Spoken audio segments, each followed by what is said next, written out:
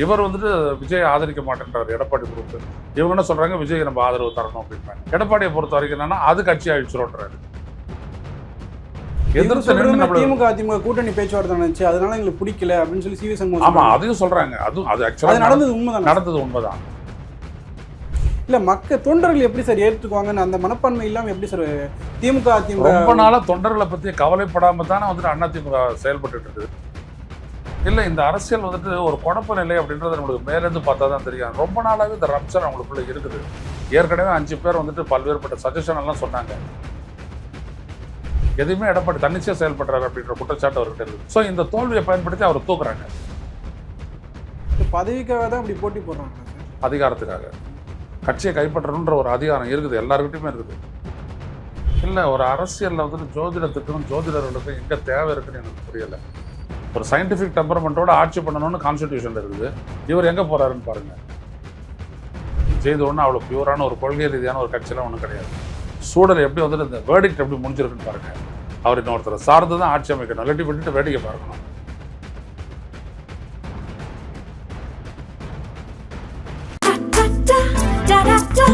Taste the Milky Mist ice cream. Milky Mist ice creams. The debate நேயர்களுக்கு வணக்கம். இன்று நம்முடன் இணைந்திருப்பவர் மூத்த பத்திரிகையாளர் திரு ஐயநாதன் அவர்கள். சார் வணக்கம். சார் வணக்கம். மறைந்த முன்னாள் முதல்வர் ஜெயலலிதா அவர்கள் மறைவுக்கு அப்புறம் அதிமுக பல பிளவுகளை பிரிந்து இருக்கு. ஆமா, இப்பயும் ஒரு பிளவு சந்திச்சிருக்கு அதிமுக. என்ன காரணம் சார்? இதற்கான மூல காரணம் வந்துட்டு என்னன்னா, ஒரு விடயம் சொல்லப்படுது, ஆனால் அதை யாரும் உறுதி செய்யலை. இந்த தேர்தலில் ஒரு வேளை நாங்கள் அதிமுக மீண்டும் தோத்துச்சு அப்படின்னோம்னா நான் பொதுச் செயலாளர் பதவியிலிருந்து விலகிக்கிறேன் அப்படின்ட்டு எடப்பாடி பழனிசாமி சொன்னதாக சொல்லப்படுகிறது. அது அவர் நிறைவேற்றலை, அவர் தொடர்றாரு.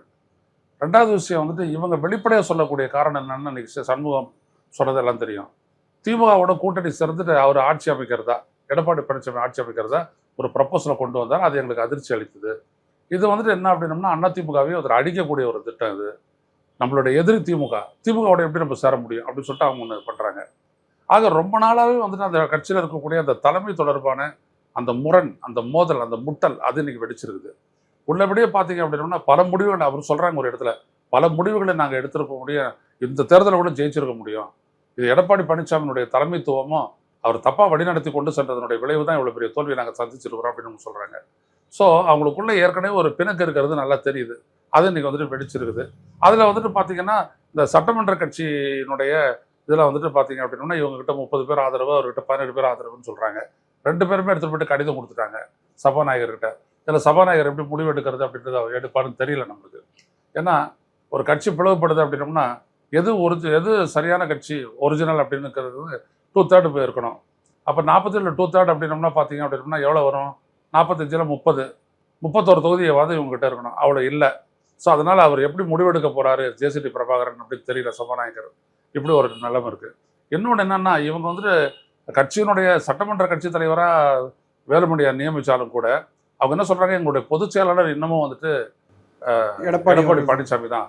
பொதுக்குழுவை கூட்டுங்க, நம்ம விவாதிப்போம், அங்கே விவாதித்து முடிவெடுப்போன்றாங்க. அதை அவர் செய்வார்ன்றதை நான் நினைக்கல. அப்படி பண்ண மாட்டாருன்னு தான் நான் நினைக்கிறேன்.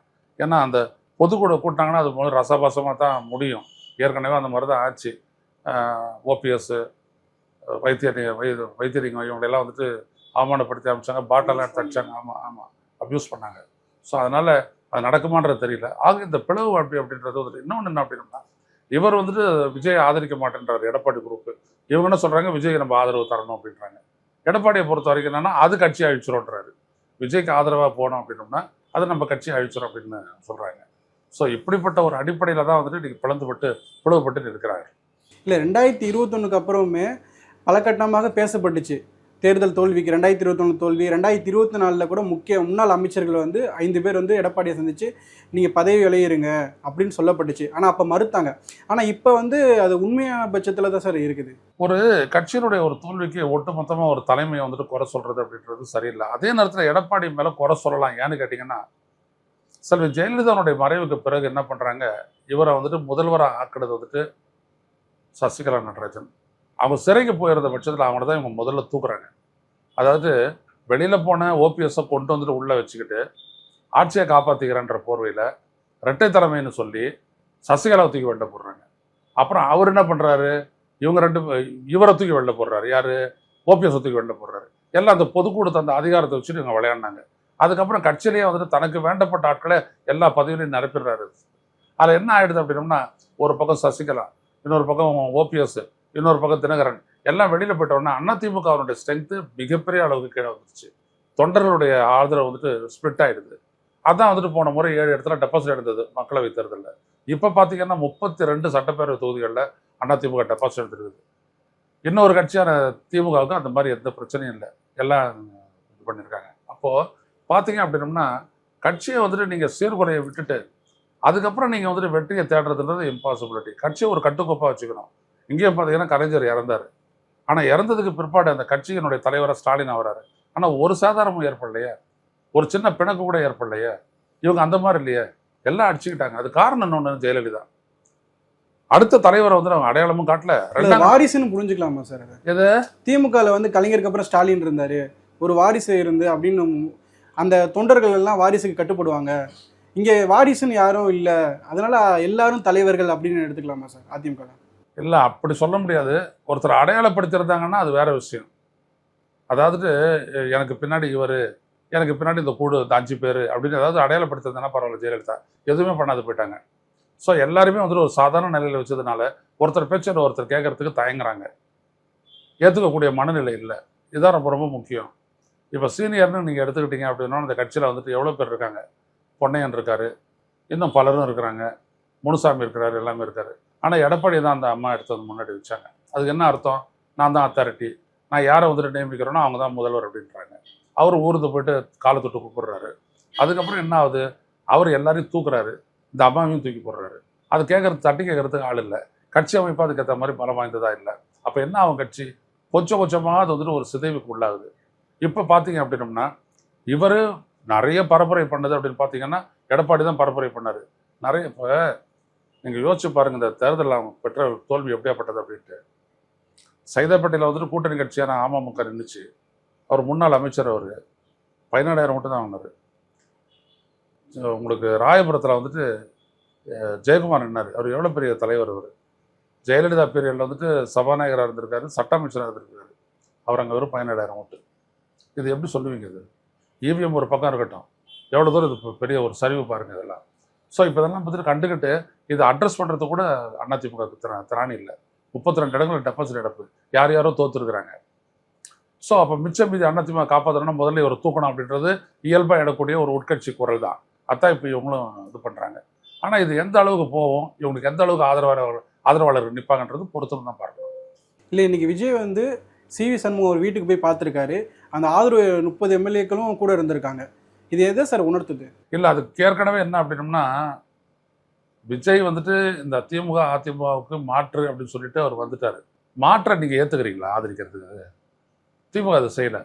ஏன் செய்யலை அப்படின்னம்னா அவங்கள நீங்கள் சப்போர்ட் பண்ணீங்கன்னா அப்படின்னா உங்களுடைய ஐடியாலஜிக்கல் பேஸ் அடிபட்டு போயிடும், உங்களுடைய இருப்பு வந்துட்டு கவலைக்கிடமாயிடும்.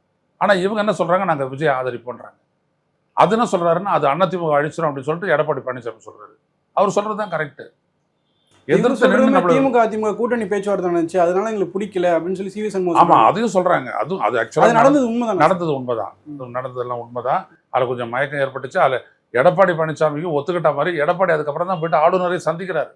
சந்திச்சுட்டு தான் அவர் வந்துட்டு புதுவை போறாரு. புதுச்சேரியில் போயிட்டு பார்த்தவங்களை எல்லாம் சந்திக்கிறாரு. அதுக்கப்புறம் தான் அந்த ஆளுநர் என்ன சொல்றாருன்னா திமுகவும் அதிமுகவும் சேர்ந்து 118 இடத்துல கொண்டு வந்துட்டு நான் அவங்கள ஆட்சி அமைக்க அழைப்பேன் அப்படின்னு அவர் சொன்னார். அது எங்கேருந்து சொன்னார்? இங்கே இருந்து தான் சொன்னார். ஸோ இதெல்லாம் இந்த குளறுபடியெல்லாம் நடந்து தான் இருக்குது, இல்லைன்னுலாம் சொல்ல முடியாது. இல்லை, தொண்டர்கள் எப்படி சார் ஏற்றுக்குவாங்கன்னு அந்த மனப்பான்மை இல்லாமல் எப்படி சார் திமுக அதிமுக ரொம்ப நாளாக தொண்டர்களை பற்றி கவலைப்படாம தானே வந்துட்டு அதிமுக செயல்பட்டு இருக்குது. திமுகவும் அப்படி ஆமா, இந்த முறை ஆமா, அது வந்துட்டு பெருசாகல. பெருசாச்சுன்னா இங்கேயும் ஒரு பிரச்சனை வெடிச்சிருக்கும், நிச்சயமா வெடிச்சிருக்கும். திமுகவும் செஞ்சது வந்துட்டு சரியான செயல் இல்லை. அது அவங்களுடைய தனித்தன்மை வந்துட்டு எப்படி அப்படின்னம்னா அவங்க ஒரு திராவிட இயக்கத்தினுடைய ஒரு வழிமுறையில் வந்து ஒரு கட்சி, கொள்கை, மாநில சுயாட்சி, ஃபெடரலிசம், மொழி பிரச்சனை, இந்திய எதிர்ப்பு, இப்படி பல்வேறுபட்ட இடங்கள் அவங்க தனியாக நிற்கிறாங்க. இவங்க அதிமுக இறஞ்சாங்கன்னா என்ன ஆகும்? இந்த கொள்கை கட்டுமானம், அந்த கட்டுக்கோப்பை வந்துட்டு உடஞ்சி போயிடும். நல்ல வேளை அவங்க தப்பிச்சிட்டாங்கன்னு தான் சொல்ல முடியும். சரி, பாஜக வந்து இப்போ எடப்பாடிக்கு சப்போர்ட் பண்ணுவாங்க, இல்லை எஸ்பி வேலுமணி, சிவி சண்முகத்துக்கு சப்போர்ட் பண்ணுவாங்க? யாருக்குமே சப்போர்ட் பண்ண மாட்டாங்க. யாராவது கருவியாக பயன்படுத்துவாங்க, பின்னாடி இருந்து பயன்படுத்தும். அவங்களுடைய இந்த நோக்கமே என்ன அப்படின்னம்னா விஜயை வெற்றி பெற செய்ததில் வந்துட்டு அவங்களுக்கு இருக்கக்கூடிய ஒரு பெரிய அட்வான்டேஜ் என்னன்னா திமுகவை சைட்லைன் பண்ணிட்டாங்க. பெரிய மேசிவாக தெரிஞ்சுது திமுக. இவங்க தான் ஜெயிப்பாங்க, இவங்க தான் ஆட்சியை கைப்பற்றுவாங்கன்னு தெரிஞ்சுது. அவங்கள வந்துட்டு அடிச்சிட்டாங்க. அதிமுக வச்சு இல்லை, விஜய் வச்சு அடிச்சிட்டாங்க. 108 இடம் அப்படின்ட்டு. உள்ளபடியே விஜய்க்கு ஆதரவு பெருகி இருந்தது அப்படின்னா 108ஓட அவர் நின்று இருக்க மாட்டார். அவர் 160 170 இடத்துக்கு வந்திருப்பாரு. ஸோ அந்த ஸ்வீப்பர்லாம் சொல்கிறாங்களா, அதெல்லாம் எதுவுமே நிகழலை. ஆனால் அவர் பெரிய ஒரு கட்சியாக வந்துட்டு நிற்கிறாரு. திமுகவும் தோற்று போகுது, அதிமுகவும் தோற்று போகுது. அப்போ இதுதான் அந்த ஈவிஎம் வச்சு பண்ணும்போது அவங்க என்ன பண்ணிடுறாங்க, இப்போ பார்த்தீங்க அப்படின்னம்னா இப்போ ஒரு 8 பேருடைய ஆதரவோட, காங்கிரஸோட சேர்த்து 13 பேரோட ஆதரவோட இந்த கட்சி நிற்குது, இந்த கூட்டணி நிற்குது. ஸோ இப்போ வரக்கூடிய இந்த ஆதரவை வச்சுக்கிட்டு கட்சியை நிலைப்படுத்த வந்துட்டு விஜய் முயற்சிக்கிறாரு. இது ஒன்று. ஆனால் விஜயனுடைய இந்த பலவீனமான பொசிஷனை வந்துட்டு ஈஸியாக பாஜக பயன்படுத்தி கொள்ள முடியும். ஒரு 5 பேரையோ ஒரு 10 பேரையோ தாவே கலந்து தூக்கிட்டாங்க அப்படின்னா அது என்ன ஆகுன்றது. பஞ்சாப்ல ஆம் ஆத்மியில ஆமாம் செஞ்ச மாதிரி பண்ணாங்கன்னா என்ன ஆகுன்றது நீங்கள் பாருங்கள்.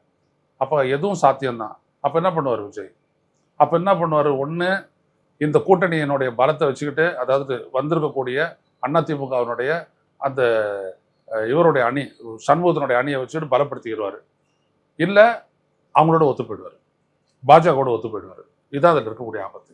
இல்லை, அவங்க ஃபஸ்ட்டு வெற்றி பெற்ற பிறகு நாங்கள் தேசிய ஜனநாயக கூட்டணி எந்த கட்சியோட நாங்கள் பேசலை, திமுக கூட்டணி அலையன்ஸில் தான் நாங்கள் பேசிகிட்டு இருக்கோம் அப்படின்னாங்க. ஆனால் அது சொல்லப்பட்ட நிலையிலேயே அமமுக வேட்பாளர்கிட்ட வந்து ஆதரவு கையெழுத்து வீடியோலாம் ரிலீஸ் ஆச்சு. இப்போ அதிமுகவோட 30 எம்எல்ஏக்கள் வந்து போய் பார்த்துருக்காங்க, அவங்க ஆதரவு தெரிவிக்கிறேன்னு சொல்லியிருக்காங்க. இது எதை சார் உணர்த்துது? இது எப்படி போய்கிட்டு இருக்கு இந்த அரசியலுக்கு? இல்லை, இந்த அரசியல் வந்துட்டு ஒரு குழப்ப நிலை அப்படின்றது நம்மளுக்கு மேலேருந்து பார்த்தா தான் தெரியும். ரொம்ப நாளாகவே இந்த ரப்சர் அவங்களுக்குள்ள இருக்குது. ஏற்கனவே 5 பேர் வந்துட்டு பல்வேறுபட்ட சஜஷன் எல்லாம் சொன்னாங்க. யார்? வேலுமணி, சண்முகம், அன்பழகன், செங்கோட்டையன், அப்புறம் இன்னொருத்தர், 5 பேர் சேர்த்து போயிட்டு சொன்னாங்க. அவர் கேட்கலையே, எதுவுமே எடப்பாடி தன்னிச்சையாக செயல்படுறாரு அப்படின்ற குற்றச்சாட்டு அவர்கிட்ட இருக்குது. ஸோ இந்த தோல்வியை பயன்படுத்தி அவரை தூக்குறாங்க. அவ்வளோதான், ரொம்ப சிம்பிள். தூக்க பார்க்குறாங்க. அந்த முயற்சியை வந்துட்டு இவங்க இவ்வளோத்தையும் சொல்லிட்டு நாங்கள் ஆதரிக்கிறோம், நாங்கள் தனியாக தான் இயங்குவோம் அப்படிலாம் சொல்லிட்டு மறுபடியும் பொதுச் செயலாளர் எடப்பாடி தான்றாங்க. ஸோ இன்னும் அவங்களுக்குள்ளே ஒரு தெளிவு வரல, எப்படி அதை கொண்டு போகிறது அப்படின்றது ஒரு தெளிவு வரல. 2/3 இல்லாமல் அதே மாதிரி மற்ற அமைப்புகள் பொதுக்குழு செயற்குழுவில் வந்துட்டு இவங்களுடைய ஆதரவை வந்துட்டு இவங்க கணிசமாக காட்டாமல் இவங்க அதிமுக ஒரிஜினலாக அதிமுக இவங்க தான் அப்படின்ற பேரை வாங்க முடியாது. ஒரு ஜோதிடரை வந்து அரசாங்க அதிகாரியாக நிர்வகிச்சிருக்காங்க. அது பல விமர்சனம் வந்துட்டு இருக்கு. மார்க்சிஸ்ட் கம்யூனிஸ்ட் மாநில செயலர் சண்முகம் கூட அதை எதிர்த்து பேசியிருக்காரு. இல்லை, ஒரு அரசியலில் வந்துட்டு ஜோதிடத்துக்கும் ஜோதிடர்களுக்கும் எங்கே தேவை இருக்குன்னு எனக்கு புரியலை. மக்களினுடைய எதிர்பார்ப்பு அது எப்படி நிறைவேற்றணும் அப்படின்றதுக்கு தான் வந்துட்டு கட்சிகளும் சட்டப்பேரவையும் இருக்குது. அது இல்லாத வந்துட்டு ஆளும் வர்க்கம் இருக்குது, அதிகார வர்க்கம் இருக்குது. அவங்க இருக்கிறாங்க, அங்கே தான் பேசி பண்ண முடியும். ஜோதிடர் என்ன பண்ண முடியும்?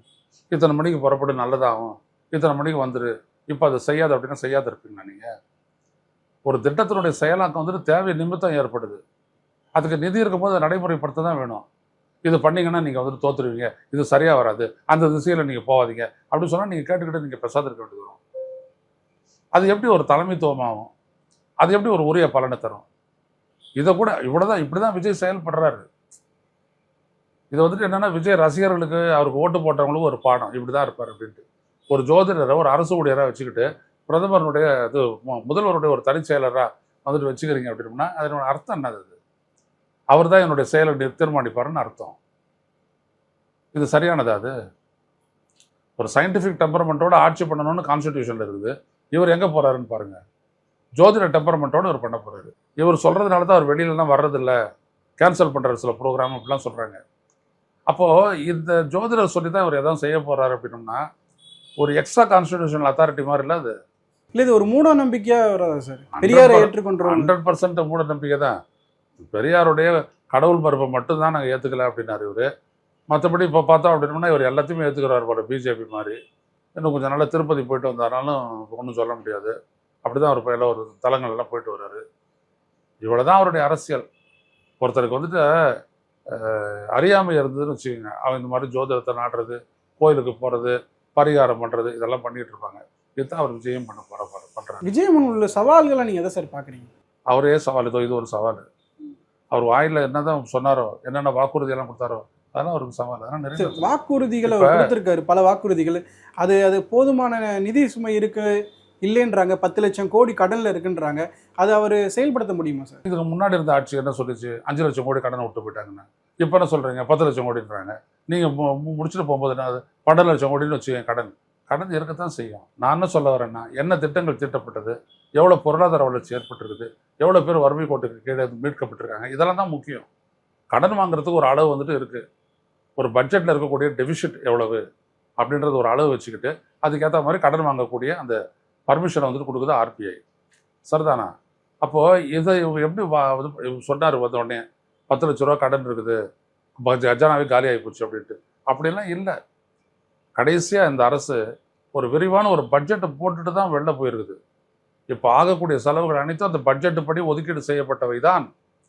இப்போவும் விஜய் வந்துட்டு நடைமுறைப்படுத்தக்கூடிய அவருடைய திட்டங்கள். இப்போ எந்த அடிப்படையில் நீங்கள் வந்துட்டு 300 200 யூனிட் வந்துட்டு இலவசம் சொன்னீங்க, கட்டணம் இல்லைன்னு சொன்னீங்க? எப்படி அந்த அடிப்படையில் சொன்னீங்க? எப்படி அந்த 1750 கோடி லாஸ் வருது எங்கே அட்ஜஸ்ட் பண்ணுவீங்க? பட்ஜெட்டில் தானே. எந்த பட்ஜெட் இதுக்கு? இதை திமுக அரசு போட்ட இன்டர்வியூ பட்ஜெட்டில் தானே அது பண்ணணும். அப்போ அவங்க பட்ஜெட் போட்டு எல்லாத்தையும் அலோகேட் பண்ணி வச்சுட்டாங்க. இவர் வாய்க்கு வர்றதுக்காக வந்துட்டு கஜானா காலி, கருவூலம் காலிலாம் முன்னாடி சொல்லுவாங்க இல்லையா, அந்த மாதிரி ஒரு சொல்லிவிட்டு மாட்டிக்கிட்டார். அவ்வளோதான். அதிமுக எதிர்காலம் எப்படி சார் இருக்கும்? ஏன்னா ஒரு ஆளுங்கட்சியா இருந்திருக்காங்க, எதிர்கட்சியா இருந்திருக்காங்க. ஆனால் இந்த முறை வந்து எதிர்கட்சியா கூட ஆக முடியாத சூழ்நிலையில் இருக்காங்க.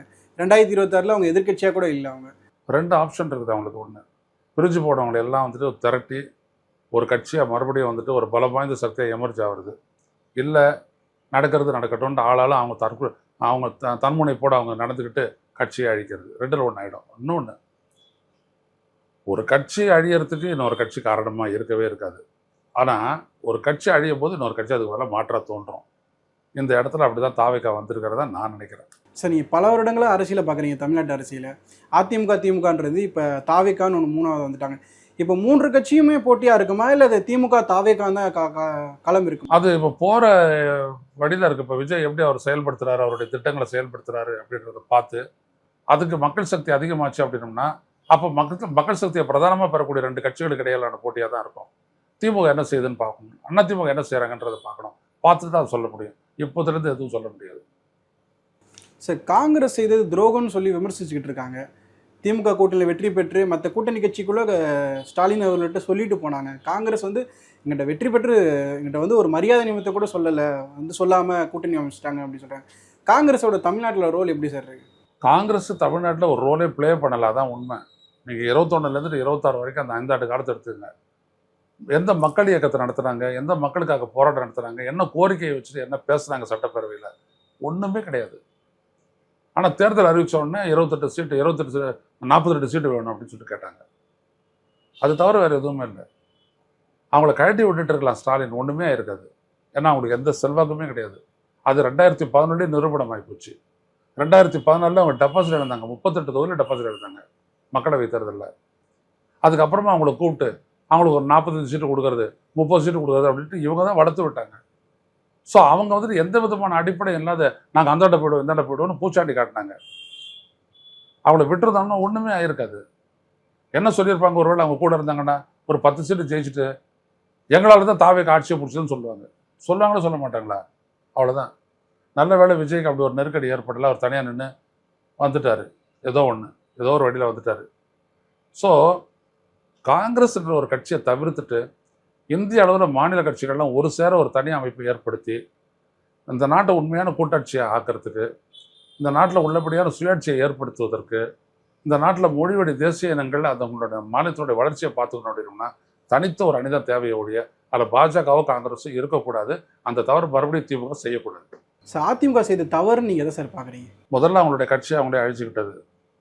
2வது, அவங்களுடைய அந்த 4.5 ஆண்டு கால ஆட்சி இருக்கு இல்லையா, அது வந்துட்டு எந்த விதமான தாக்கத்தையும் வந்துட்டு மக்கள் மத்தியில் எதுவும் ஏற்படுத்தலை எடப்பாடி பழனிசாமி. அதான் 21 ரிசல்ட்டு. 21க்கு அப்புறமும் வந்துட்டு அவங்க 21ல் பெரும் 10 ஆண்டுகள் ஆட்சி செய்து பெரும் அதிருப்தி இல்லையே சார்? ஒரு 65 இடங்கள் எடுத்து அதிருப்திலாம் இருந்தது. 75 இடம் கூட்டணியாக பிடிச்சாங்க. ஆனால் ஆட்சி இழந்துட்டாங்கல்ல. ஆட்சி இழந்துட்டாங்களா இல்லையா? ஆட்சி இழந்தாங்க.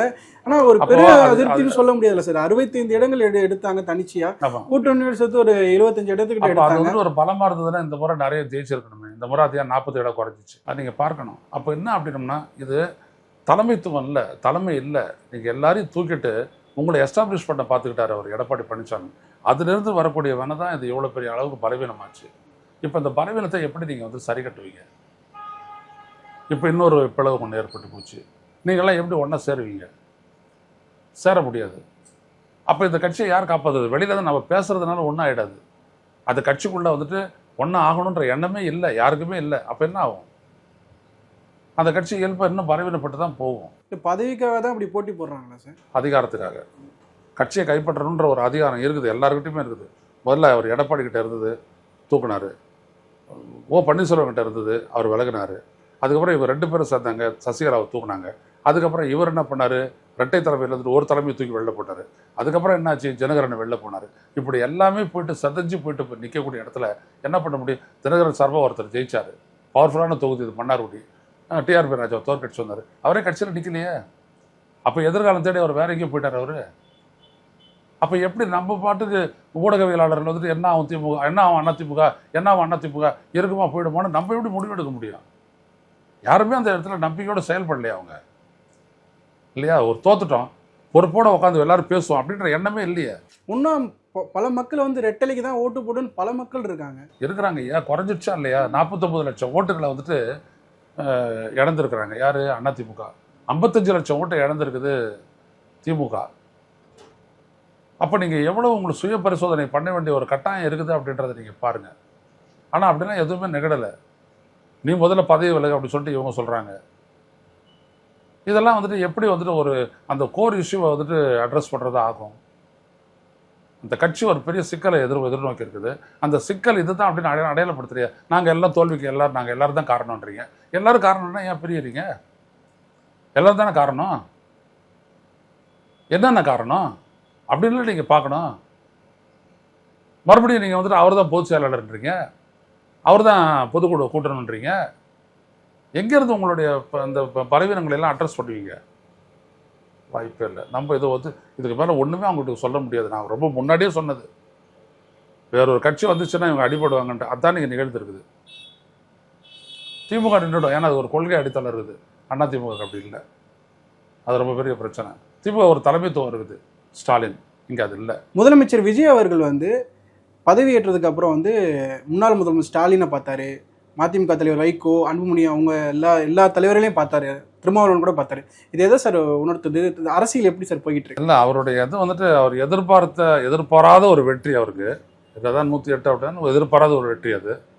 அந்த வெற்றியை பெற்றுட்டோன்னா அவரால் ஆட்சி அமைக்க முடியாத போது இவர் எந்த தீய சக்தின்னு சொன்னாரோ அந்த தீய சக்தியான திமுகனுடைய கூட்டணியில் இருக்கிற கட்சிகள் தான் அவருக்கு உதவ வந்தாங்க. ஏன் உதவ வந்தாங்கன்னா, ஜனநாயகத்தை காப்பாற்றணும், தமிழ்நாட்டில் வந்துட்டு குடியரசுத் தலைவர் ஆட்சி வந்துடக்கூடாது, பிரசிடென்ட் ஆட்சி வந்துச்சுன்னா அது பிஜேபி ஆட்சி தான், அதை தடுக்கணும் அப்படின்றதுக்காக அவங்க வந்துட்டு அவங்க வந்துட்டு இவருக்கு சப்போர்ட் பண்ணாங்க.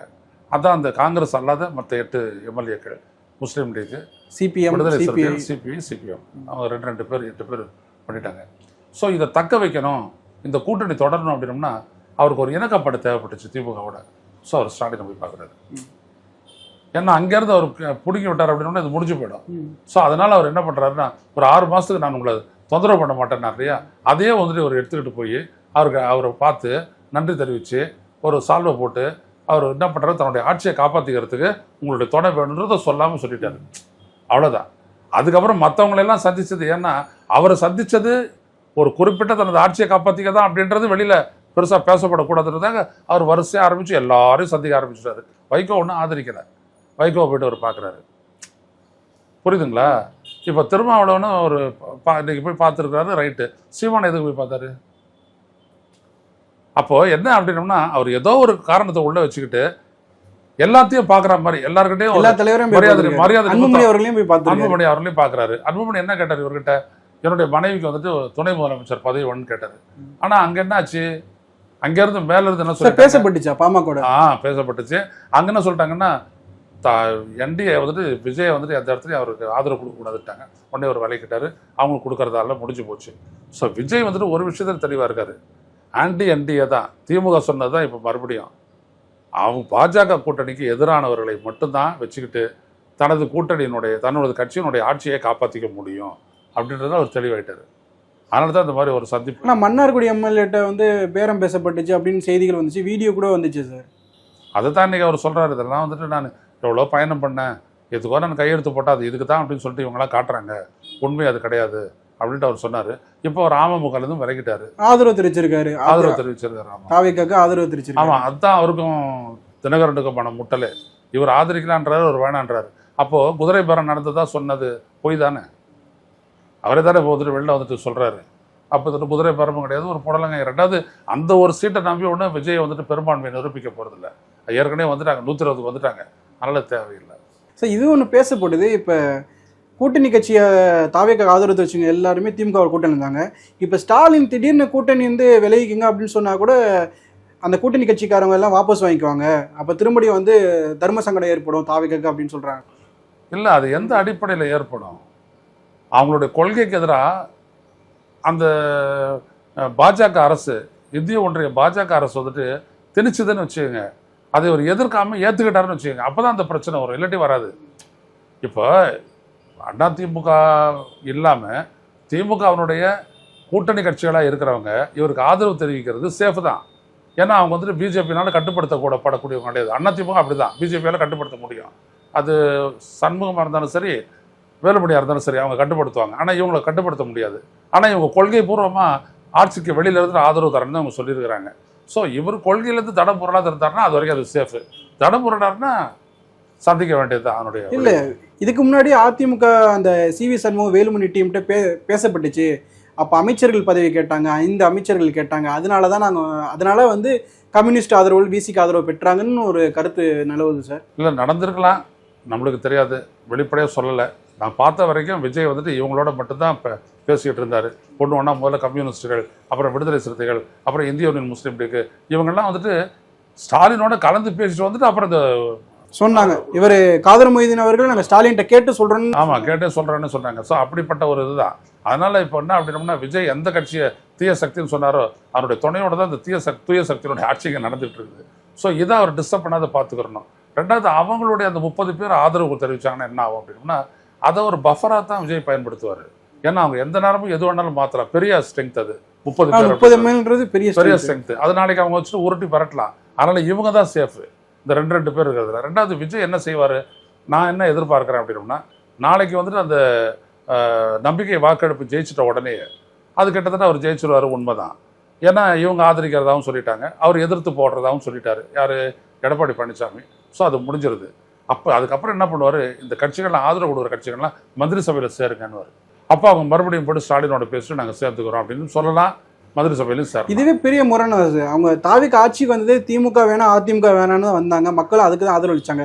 இப்படி அந்த 30 எம்எல்ஏக்களுமே அவங்க பல ஊழல் குற்றச்சாட்டுகள் தாவேக்காவே சொல்லியிருக்காங்க. இவங்க ஆதரவளிக்கிறதே ஒரு கேள்விக்குரியதால சார் இருக்கு. இல்லைங்க, இவங்க விஷயம் என்ன அப்படின்னோம்னா, அது வேணான்னு சொல்லியிருக்கலாமே. விஜய் வந்துட்டு இல்லை, விஜய் வந்துட்டு விஜய் ஒன்றும் அவ்வளோ பியூரான ஒரு கொள்கை ரீதியான ஒரு கட்சியெல்லாம் ஒன்றும் கிடையாது. சூழல் எப்படி வந்துட்டு இந்த வேர்டிக்ட் எப்படி முடிஞ்சிருக்குன்னு பாருங்கள், இந்த தேர்தல் முடிவுகள் எப்படி அமைஞ்சிருக்குன்னு பாருங்கள். அவர் இன்னொருத்தரை சார்ந்து தான் ஆட்சி அமைக்கணும், இல்லாட்டி விட்டுட்டு வேடிக்கை பார்க்கணும். வேடிக்கை பார்த்தா மற்ற கட்சிகளுக்கு என்ன பயம்னா, குடியரசுத் தலைவர் ஆட்சி வந்துடும். அது பிஜேபியினுடைய நேர்முக ஆட்சி, நேரடி ஆட்சி. அது தமிழ்நாட்டுக்கும் ரொம்ப பெரிய அளவுக்கு பங்கம் விளைவிக்கும். அதனால் அவங்க என்ன பண்ணிடுறாங்க, விஜயை ஆதரிச்சிடுறாங்க. புரியுதுங்களா? ஸோ விஜய் வந்துட்டு தங்களுடைய வழிக்கு கொண்டு வந்துடுறோம். அது மூலமாக பாஜகவை தடுத்து நிறுத்தலான்ற மறுபடியும் அதே முயற்சி தான்.